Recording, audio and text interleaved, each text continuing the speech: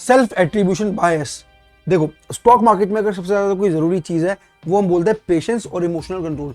अपने इमोशंस पे आपका कंट्रोल होगा तो आप स्टॉक मार्केट में जितना मर्जी प्रॉफिट कमा सकते हो। मेजोरिटी लोग जो लॉस करते हैं वो अपने बायसेस की वजह से, अपने कॉग्निटिव बायसेस की वजह से ही करते हैं। चैनल पे बहुत सारे बायसेस, कॉग्निटिव बायसेस मैंने एक्सप्लेन करे हैं। उनमें से एक और आई गेस मोस्ट इंपॉर्टेंट बायस है सेल्फ एट्रीब्यूशन बायस।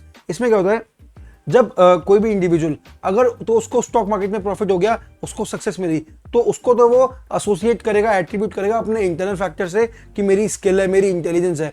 एंड अगर लॉस हुआ तो उन फेलियर्स को वो एसोसिएट करेगा, एट्रीब्यूट करेगा एक्सटर्नल फैक्टर से कि बैड लक था या मार्केट की कंडीशंस बेकार थी। अगर कोई भी इंडिविजुअल इस तरीके से करता है तो वो कहीं ना कहीं ओवर कॉन्फिडेंट हो जाता है एंड जो भी उसके फेलियर्स हुए हैं उन फेलियर्स से वो सीख नहीं पाता है। अब ऑब्वियसली मैं ये कोई ज्ञान देने के लिए नहीं आ बैठा, बट एक ये वो बायस है जो बहुत सारे लोग करते हैं टाइम आफ्टर टाइम। एंड आप भी अगर ये कर रहे हो तो you should get aware and you should solve this. अब आपको अगर सेल्फ एट्रीब्यूशन बायस से बचना है तो as an investor, as a trader, आपको एक बैलेंस्ड अप्रोच लेकर चलनी बहुत जरूरी है ताकि आप अपनी परफॉर्मेंस को इवेलुएट कर सको। आपको देखो कोई दिक्कत नहीं है, बड़े से बड़ा ट्रेडर भी लॉस करता है लेकिन वो लॉस को एक्सेप्ट करता है तभी वो बेटर प्रॉफिट कर सकता है। तो आपको एक्नॉलेज करना चाहिए कि हाँ, अगर मेरा नुकसान हुआ तो मेरी वजह से हुआ, अगर मेरी को फायदा हुआ तो मेरी वजह से हुआ, उसमें कोई दिक्कत नहीं है। एंड आप दोनों से सीख के चलोगे तभी आप स्टॉक मार्केट में लॉन्ग टर्म में प्रॉफिट कमा पाओगे।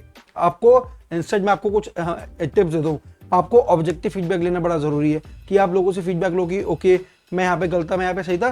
फीडबैक लोगे, आप अपनी गलतियों से सीख पाओगे, आप जो आपने चार्ट पैटर्न्स वगैरह पढ़ रहे हो उनको बेटर तरीके से स्टडी कर पाओगे। आप देख पाओगे कि ओके मैंने ये पैटर्न को इस तरफ गलत पढ़ा, या मैंने इस पैटर्न पे कुछ ज्यादा बिलीव कर लिया, या मैंने इनफ पैटर्न्स या इंडिकेटर्स नहीं स्टडी करे। तो कहीं ना कहीं अगर आप एक ऑब्जेक्टिव फीडबैक लोगे, सीखने की एक चेष्टा रखोगे तो आप एक बेटर तरीके से ग्रो कर पाओगे। एंड आपको ओवरऑल एनालिसिस, जैसे मैंने बताया, fundamental analysis, technical analysis, ratio analysis, ये सारे एनालिसिस अच्छे से करने बड़े जरूरी है। जितना ज़्यादा डीप करोगे उतना आपकी डिसीजन मेकिंग अच्छी होगी एंड उतना आपका जो कॉग्निटिव बायस है अपने आप कम हो जाएगा।